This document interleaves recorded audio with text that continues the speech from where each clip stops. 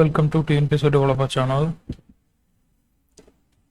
வீடியோவில் டிசம்பர் 2023 நடந்த ஒரு question paper junior analyst drug testing laboratories அந்த கொஸ்டின் பேப்பரில் இருக்கக்கூடிய யூனிட் 8 கொஸ்டின்ஸ் தான் நம்ம பார்க்க போகிறோம். ஸோ ஒரு 15 கொஸ்டின் வந்து இதில் கேட்டிருக்காங்க. யூனிட் 8 அதான் நம்ம பார்க்க போகிறோம். நம்ம சேனல் வந்து ஃபஸ்ட் டைம் வரீங்கன்னா சப்ஸ்கிரைப் பண்ணிக்கோங்க.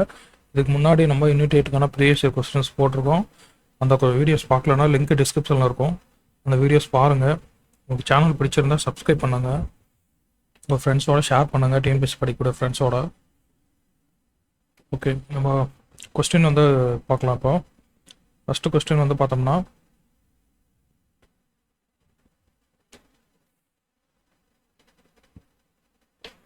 ஃபஸ்ட்டு கொஸ்டின், தமிழ் சமூகம் பெற்றிருக்கும் வாய்மொழி வழக்காறுகளை என்னவென்று கூறலாம். ஸோ தமிழ் சமூகம் பெற்றிருக்கக்கூடிய வாய்மொழி வழக்காறுகளை என்னவென்று கூறலாம் அப்படின்னு சொல்லி கேட்குறாங்க. பான் மரபு, பாணர் மரபு. ஸோ ரெண்டில் இப்படி இது கரெக்டானு கேட்குறாங்க. ரெண்டுமே வந்து கரெக்ட் தான். பான் மரபு, பாணர் மரபு தான் தமிழ் சமூகம். ஸோ அதில் தமிழ் பாணர் அப்படின்னு சொல்லக்கூடியவங்க இசை சமூகத்தினர். ஸோ இசை சமூகத்தினர் அவங்க நாடோடியாக இருப்பாங்க. யாழ் அப்படின்னு சொல்லக்கூடிய, யாழுக்கு இன்னொரு பேர் கேள்வி அப்படின்னு சொல்லக்கூடிய இசைக்கருவி தான் முதன்மையான இசைக்கருவி. தமிழர்கள் இசை தான் முதல் இசைக்கருவியுமே வந்து யாழ் தான். ஸோ கோவை தமிழ் செம்மொழி மாநாடு கோயம்புத்தூர் நடந்த தமிழ் செம்மொழி மாநாட்டில் செங்கோட்டு யாழ், எருது யாழ், மயில் யாழ், மயூரி யாழ் இதெல்லாம் வந்து கண்காட்சிப்படுத்தப்பட்டிருக்கும். தமிழ் பாணர்களில் பெண்கள் வந்து ஆண்கள் பாணர் அப்படின்னு சொல்லும்போது பெண்கள் வந்து பாடணிகள் அப்படின்னு சொல்லுவாங்க. இவர்கள் குடியிருக்கக்கூடிய பகுதியை பான்சேரி அப்படின்னு சொல்லக்கூடியதாக இருக்கும். ஸோ யாழில் பார்த்தோம்னா நிறைய வகையான யாழ் இருக்குது. அந்த யாழுடைய வகைகள் பற்றி சொல்லக்கூடிய நூல் கல்லாடம் அப்படின்னு சொல்லக்கூடிய நூல். பல வகையான யாழை பற்றி சொல்லுது. அது நரம்புகளை பேஸ் பண்ணி இருக்கும். 1000 நரம்பு இருக்கக்கூடியது நாரத யாழ் அல்லது ஆதி யாழ். ஸோ 1000 நரம்பு இருந்தால் நாரத யாழ், ஆதி யாழ். 100 நரம்பு இருக்கக்கூடியது கீசக யாழ், பெரியாழ். 21 நரம்பு இருக்கக்கூடியது வில் யாழ், பேரியாழ். 19 நரம்பு மகர யாழ். ஸோ இது வந்து யவன தேசத்திலிருந்து எடுத்து வரப்பட்டதாக நம்பப்படுகிறது. மகர யாழ் யவன தேசம்னா கிரேக்க நாட்டிலேருந்து இந்த மகர யாழ் வந்து வந்திருக்கலாம். 14வது சகோடையால். 14 நரம்பு இருக்கக்கூடியது சகோடையால். 7 நரம்பு இருந்தால் அது செங்கோட்டையால் அல்லது சீரியால். செங்கோட்டையால், சீரியால் இது ரெண்டும் 7 நரம்பு இருக்கக்கூடியது. ஸோ அதனால் அதில் இருக்கக்கூடிய நரம்புகளின் எண்ணிக்கையை வச்சு வகைப்படுத்துகிறாங்க. பாடல் பாடுவது அப்புறம் நடனம் ஆடுவது ரெண்டுமே செய்யக்கூடிய பெண்பாளர்களை விரலையர் அப்படின்னு சொல்லுவோம். ஸோ பாடல் பாடிக்கொண்டு பாடலும் பாடுவார்கள், நடனம் ஆடக்கூடியவர்கள் விரலையர் அப்படின்னு சொல்கிறோம். தேவார பண்களுக்கு, ஸோ தேவார பாடல் இருக்கக்கூடிய பண்களுக்கு இசையும் பண்ணும் கொடுத்த பெண் வந்து திருநீலகண்ட யாழ்ப்பாணர் சமூகத்தை சார்ந்த ஒரு பெண் தான் தேவார பண்ணுக்கு இசை கொடுத்துருப்பாங்க, இசை அமைச்சிருப்பாங்க அப்படின்னு சொல்லி சொல்லப்படுது. அடுத்த கொஸ்டின், கோடிட்ட இடங்களில் நிரப்புக. அதாவது வெச்சி நிறைக்க வருதல், மீட்டல் கரந்தையாம், வட்கார் மேல் செல்வது டேஸ், உட்கா எதிரொன்றால் டேஸ் அப்படின்னு சொல்றாங்க. ஸோ உட்கா எதிரொன்றால் அதுக்கப்புறம் வட்கார் மேல் செல்வது என்ன அப்படின்னு சொல்லி கேட்டிருக்காங்க. ஸோ இது வந்து அந்த திணைகளுக்கான அந்த துறை பற்றி சொல்லக்கூடியது. இங்கே வட்கார் மேல் செல்வது வஞ்சி. ஸோ வட்கார் மேல் செல்வது வஞ்சி, உட்கா எதிரொன்றால் காஞ்சி. ஸோ காஞ்சி துறை தான் உட்கா எதிரொன்றல் அப்படின்னு சொல்லப்படுது. ஸோ இதுக்கான பாடல் நம்ம பார்த்தோம்னா நல்லா தெளிவாக புரியும்.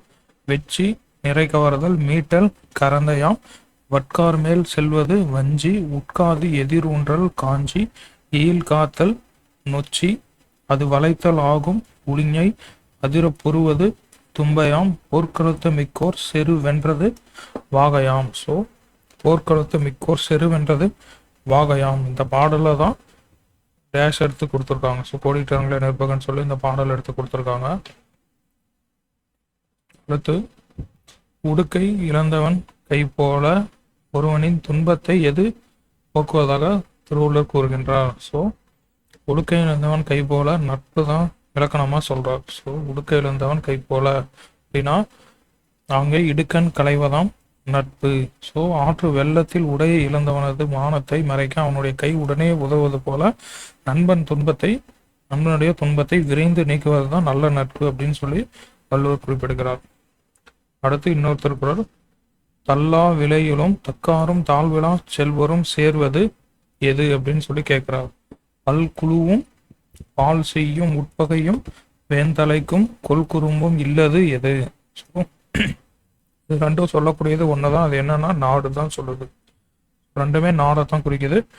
தல்லா விலையிலும் தக்காரும் தாழ்விலா செல்வரும் சேர்வது நாடு. ஸோ அப்படின்னா குறையாத விளைபொருள், தக்க அறிஞர், கேடு இல்லாத செல்வம் உடையவரும் இருக்கக்கூடிய நாடு தான் நல்ல நாடு அப்படின்னு சொல்லி சொல்றாரு.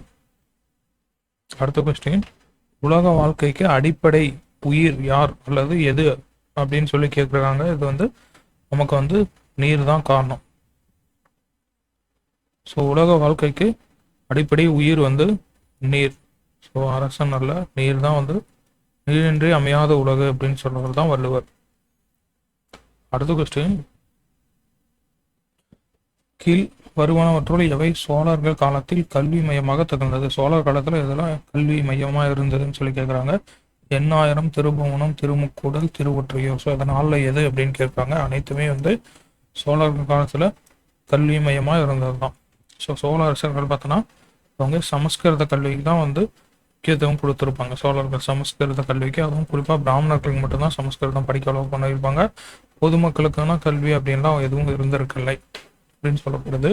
முதலாம் ராஜேந்தர் அவர் உருவாக்குனதான் எண்ணாயிரம் வேத கல்லூரி. ஸோ எண்ணாயிரத்தில் வேத கல்லூரியை தொடர்றதோ முதலாம் ராஜேந்திரன். அதுக்கப்புறம் பார்த்தோம்னா அவங்களுக்கு பின்னாடி வந்தவங்க புதுச்சேரிக்கு பக்கத்தில் திருபுவனையில் ஒரு கல்லூரி 1948. அதுக்கப்புறம் திருமுக்கூடல், செங்கல்பட்டு மாவட்டம் திருமுக்கூடலில் 1967 ஒரு கல்லூரியும் அமைக்கப்படும். ஸோ எண்ணாயிரம், திருபுவனை, திருமுக்கூடல், அதுக்கப்புறம் திருவொற்றியூர். ஸோ இது எல்லாமே சோழர்களுடைய கல்வி மையங்கள் இருந்த இடம். அடுத்து வேளாண் வேதம் அப்படின்னு அழைக்கப்படும் நூல் எது? ஸோ வேளாண் வேதம்னு சொல்லக்கூடிய நூல் எதுனா நாலடியார் தான் வேளாண் வேதம் அப்படின்னு சொல்லப்படும். ஸோ நூலுடைய சிறப்பு பெயர்கள், ஒவ்வொரு நூலுக்கும் இருக்கக்கூடிய அடைமொழி பெயர்கள் அப்படின்னு சொல்லி பார்த்தோம்னா, நற்றிணை, தூதியின் வழிகாட்டி, பதிற்று பத்து, இரும்பு கடலை, பரிபாடல், தமிழிடம் முதல் இசை நூல், அகநானூறு, நெடுந்தொகை, புறநானூறு, தமிழர் வரலாற்று பெற்றதும், திருக்குறளி முன்னோடி அப்படின்னு சொல்லக்கூடியது புறநானூறு, திருமுருகாற்றுப்படை, புலவராற்றுப்படை எழுதியவ நக்கீரர் எழுதிய இன்னொரு நூல் நெடுநல்வாடை, பெருமானாற்றுப்படை, சமுதாய பாற்று, கூத்தராற்றுப்படை, மலைப்படு படம் கூத்தராற்றுப்படைன்னு சொல்லப்படும், குறிஞ்சிப்பாட்டு, களவியல் பாட்டு, முல்லைப்பாட்டு, நெஞ்சாற்றுப்படை, பட்டினப்பாலை, வஞ்சி, நெடும் பாட்டு, தமிழ் வீடு தூது சொல்லுது, நெடுநல்வாடை அப்படிங்கிறது சிற்ப பாட்டு. ஸோ அதை தமிழ் சுரங்கம் அப்படின்னு சொல்ல திருவிக்கா. நெடுநல்வாடைய தமிழ் சுரங்கம் அப்படின்னு திருவிக்கா சொல்லியிருப்பாரு. நாலடியார் வேளாண் வேதம் சொல்லப்படக்கூடியது, களவழி 40, அரணி நூலி தோற்றுவாய் அப்படின்னு சொல்லக்கூடியது களவழி 40, முதுமொழி காஞ்சி, அறவுரை கோவை, அப்புறம் ஆத்திச்சுடியின் முன்னோடி அப்படின்னு சொல்லக்கூடியது முதுமொழி காஞ்சி, மணிமேகலை, அறக்காப்பியம், குறிப்போள் காப்பியம், அறக்காப்பியம், குறிப்போள் காப்பியம் சொல்லப்படும், சிவக சிந்தாமணி, மனநூல், முக்தி நூல், காமநூல், அரைநூல் முதல் திருத்தப்பா காப்பியம் சிவக சிந்தாமணி தான். அடுத்து நெக்ஸ்ட் கொஸ்டின், திருவள்ளுவர் எப்பொழுது யாக்கைக்கு மருந்து என்பது தேவைப்படுவதில்லை அப்படின்னு கூறுகிறார்? எப்போ யாக்கைக்கு உடம்புக்கு மருந்து தேவைப்படுறதில்ல அப்படின்னா, அருந்தியது அற்றது உண்டால், அதாவது eating only after proper digestion of food. So முன்னாடி சாப்பிட்டது டைஜஷன் ஆனதுக்கப்புறம் வயிறு எம்டிஆர் இருக்கும்போது தான் சாப்பிடணும் அப்படின்னு சொல்கிறார். ஸோ மருந்தென வேண்டாவாம் யாக்கைக்கு அருந்தியது அற்றது போற்றி உணின். ஸோ முன் உண்ட உணவு செரித்த தன்மை ஆராய்ந்து போற்றி பிறகு தக்க அளவு உண்டால் உடம்பிற்கு மருந்து என ஒன்று வேண்டியதில்லை, மெடிசின் தேவையில்லை அப்படின்னு சொல்றாரு. அடுத்த கொஸ்டின், வெண்மணி நிகழ்வை மையப்படுத்தி வெளிவந்த இந்திரா பார்த்தசாரதியின் புதினம் எது அப்படின்னு சொல்லி கேட்குறாங்க. வெண்மணி நிகழ்வு, ஸோ அதை மையப்படுத்தி வந்த இந்திரா பார்த்தசாரதியோட புதினம் குருதி புனல் அப்படின்னு சொல்லக்கூடியது. கமல் நடித்த படம். இந்திரா பார்த்தசாரதி அவர்கள் கும்பகோணத்தில் இருந்தவர். அவர் எழுத்தாளர் தி ஜானகிராமனிடம் கல்வி பயின்றவர். ஸ்கூல் இவர்கிட்ட படிச்சிருப்பார். ஸோ இவர் இங்கிலீஷ் படிச்சிருப்பார். இவர்கிட்ட எழுத்தாளர் தி ஜானகிராமனிடம் பெரும்பாலும் நடுத்தர மக்கள், இவருடைய எழுத்துக்களை நடுத்தர மக்களுடைய மனக்குழப்பங்கள், உறவு பிறழ்ச்சிகள், அப்புறம் உளவியல் அசைவு, நிறைவின்மை, ஸோ இதெல்லாம் இவருடைய எழுத்துக்களில் இருக்கக்கூடியது. பெரும்பாலும் நடுத்தர மக்கள், மிடில் கிளாஸ் பற்றி தான் அவர் எழுதியிருப்பார். மிடில் கிளாஸுடைய இஷ்யூஸ் இதை பற்றி தான் எழுதியிருக்காரு. இவருடைய முதல் நாடகம் மலைன்னு சொல்லக்கூடிய நாடகம். இது நிலம் என்னும் நல்லால் அப்படிங்கிற தலைப்பில் நாவலாக எழுதப்பட்டு அதுக்கப்புறம் மலைங்கிற நாடகமாக மாற்றப்பட்டது. அடுத்து இவர் எழுதிய மற்ற நாடகங்கள் நந்தன் கதை, ராமானுஜர், அவுரங்கசீப், இயேசுவின் தோழர்கள், பசி அப்படின்னு சொல்லக்கூடியதான் இந்திரா பாத்ஷாவிட்ட நாடகங்கள். இவருடைய நாவல் புதினங்கள் அக்னி, ஆகாச தாமரை, சத்திய சோதனை, சுதந்திர பூமி, தந்திர பூமி. ஸோ 2 பூமி, சுதந்திர பூமி, தந்திர பூமி, 2 பூமி. வெந்து தணிந்தது காடு, வெந்து தணிந்த காடுகள் பெயர் பெற்று. ஸோ அதெல்லாம் வந்து இவங்களுடைய நாவல். 1977 குருதி புனலுக்கு சாகித்ய அகாடமி விருது வந்து வாங்கியிருப்பாங்க. அடுத்து 10வது கொஸ்டின். காங்கிரஸ் அமைப்பிற்கு சாதகமாக செயல்பட்ட மதராஸ் இளைஞர் குழுவை ஒருங்கமைத்தது யாருன்னு சொல்லி கேட்குறாங்க. மதராஸ் இளைஞர் குழு, ஸோ மெட்ராஸ் யூத் லீகை ஆர்கனைஸ் பண்ணது யாருன்னா கிருஷ்ணாபாய் நிம்கார் அப்படின்னு சொல்லக்கூடியவங்க தான். ஸோ உங்களை பற்றி ஆல்ரெடி கொஸ்டின் கேட்டிருப்பாங்க. கிருஷ்ணாபாய் நிம்கார். ஸோ அவங்க வந்து யாருன்னா அவங்க வந்து ஒரு doctor.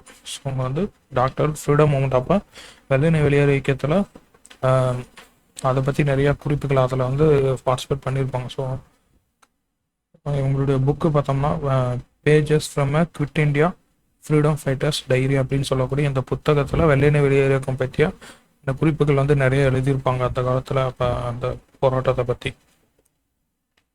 Pages from a quit India freedom fighters diary அப்படின்னு சொல்லக்கூடிய நூல். அடுத்து பெரியார் திராவிட கழகத்தை துவக்கிய ஆண்டு 1944. சேலத்தில் திராவிடர் கழகத்தை ஸ்டார்ட் பண்ணியிருப்பார். ஜஸ்டிஸ் பார்ட்டி, நீதி கட்சின்னு பேர் மாற்றிருப்பார். அடுத்து 12வது கொஸ்டின். தமிழ்நாட்டின் அரசு பள்ளிகளில் இந்தி கற்பிக்கப்படுவதை தொடராமல் இருப்பதற்கு நடவடிக்கை எடுத்தது யார்? ஸோ இந்தி சொல்லிக் கொடுக்கறதை ஸ்டாப் பண்ணது யாருன்னு கேட்குறாங்க. அண்ணாதுரை அவர்கள் தான். இந்தி எதிர்ப்பு கொள்கையை முன்னிறுத்தி இந்தி ஸ்கூலில், கவர்மெண்ட் ஸ்கூலில் ஹிந்தி கொடுக்கறத ஸ்டாப் பண்ணியிருப்பாங்க.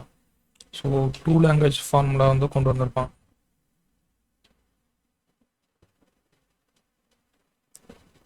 அடுத்து ஆதிச்சநல்லூர் தொல்பொருள் ஆய்வுகள் பற்றி கேட்டிருக்காங்க. ஆதிச்சநல்லூர் தொல்பொருள் ஆய்வு குறித்த கூற்றுகளில் சரியான கூற்று எதுன்னு கேட்குறாங்க. ஸோ இது வந்து திருநெல்வேலி மாவட்டத்தில் இருக்கக்கூடிய ஊர். ராபர்ட் புரூஸ் ஃபோர்ட் ஆதிச்சநல்லூரில் தொல்பொருள் ஆய்வுகள் நடத்தியிருப்பார். ஆதிச்சநல்லூர் தொல்பொருள் தாதுக்களில் இரும்பால் ஆகிய வேலும் வெண்கலத்தால் ஆகிய சேவர் கொடியும் வந்து காண கிடைக்கிறது. ஆதிச்சநல்லூரில் பொன்னாலான வாய் மூடிகள் காண கிடைக்கின்றன. ஸோ இது எல்லாமே வந்து நமக்கு கரெக்ட் தான். ஸோ திருநெல்வேலி மாவட்டத்தில் இருக்கக்கூடியது ராபர்ட் புரூஸ் ஃபோர்ட் தான் அகழ்வாராய்ச்சி செஞ்சிருப்பாரு. இரும்பாலான வேலும் வெண்கலத்தாலான சேவர் கொடியும் கிடைச்சிருக்கும். ஸோ வேலும் சேவர் கொடியும் முருகனுடைய அடையாளம். அடுத்து ஆதிச்சநல்லூரில் பொன்னாலான வாய் மூடிகள் வந்து கிடைச்சிருக்கும். ஸோ இதை வச்சு பார்க்குறப்ப ஆதிச்சநல்லூர் மக்களுடைய பண்பாடு அப்படின்னு நம்ம பார்த்தோம்னா அவங்க வந்து போர் வீரர்களாக இருந்திருக்கிறோம். குதிரைகளை பயன்படுத்த தெரிஞ்சிருக்கு. அதே மாதிரி இரும்பு உருக்கவும் வார்க்கவும் தெரிஞ்சிருக்கு. முருகன் தான் அவங்களுடைய முதன்மையான தெய்வமாக இருந்திருக்கு. ஏன்னா அங்கே இருக்கக்கூடிய வேல், அப்புறம் இந்த சேவர் கொடி, வேறு அப்புறம் சேவர் கொடி வச்சு பார்க்குறப்போ உங்களுடைய முருகன் தான் உங்களுடைய வழிபாட்டு கடவுள். கொற்றவை அப்படிங்கிறது போர் கடவுளாக இருந்திருக்கு. ஸோ வெற்றியின் கடவுளாக இருந்திருக்கு. போர் பறையை இசைக்கிறது, சடங்குகளை இசைக்கிறது, போர் பறையை வந்து சடங்குகள் இசையாக வந்து பயன்படுத்தியிருப்பாங்க. இவங்களுடைய நாகரிகம் நெல் நாகரிகம். ஸோ ஆட்டோமேட்டிக்காக இங்கே இரும்பு யூஸ் பண்ணியிருக்காங்கனால அது மூலமாக வந்து விவசாயம் பண்ணியிருப்பாங்க. ஸோ அவங்க வந்து நெல் வந்து அதிகமாக விளைவிச்சிருப்பாங்க. ஆதிச்சநல்லூர் மக்களுடைய பண்பாடுங்கிறது நெல் நாகரிகம்.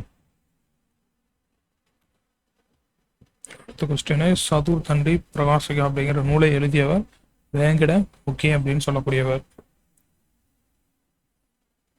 அடுத்து 15வது கொஸ்டின். தொட்டில் குழந்தை திட்டத்தை அறிமுகப்படுத்தியவர். ஸோ தமிழ்நாட்டில் யார்? ஜெயலலிதா அவர்கள் தான் தொட்டில் குழந்தை திட்டத்தை அறிமுகப்படுத்தியிருப்பாங்க. இப்போனா 1992 சேலமில் அறிமுகப்படுத்துவாங்க. அதுக்கப்புறம் 2001 மதுரை, தேனி, திண்டுக்கல், தருமபுரிக்கு எக்ஸ்டெண்ட் ஆகும். அதுக்கப்புறம் 2011 பார்த்தோம்னா கடலூர், அரியலூர், பெரம்பலூர், விழுப்புரம், திருவண்ணாமலைக்கு எக்ஸ்டெண்ட் ஆகும். ஸோ 2001 சைல்டு செக்ஸ் ரேஷியோ வந்து 942 இருந்தது. 2011 943 வந்து இன்க்ரீஸ் ஆயிருக்கும். ஸோ +1 வந்து இன்க்ரீஸ் ஆயிருக்கு. ஸோ 1ங்கிறது 1000ல் 1. ஸோ 1000க்கு 1 வந்து இன்க்ரீஸ் ஆயிருக்கு. ஸோ அப்படி பார்க்கும்போது இது வந்து பெரிய நம்பர். 2001 2011க்கு ஒரு 1000க்கு 1ங்கிறது இன்க்ரீஸ் ஆயிருக்கு. ஸோ 942 943 சைல்டு செக்ஸ் ரேஷியோ வந்து இன்க்ரீஸ் ஆயிருக்கு. ஸோ அதுதான் வந்து இந்த கிராடல் பேபி ஸ்கீமுடைய ஒரு அச்சீவ்மெண்ட் அப்படின்னு சொல்லுவோம்.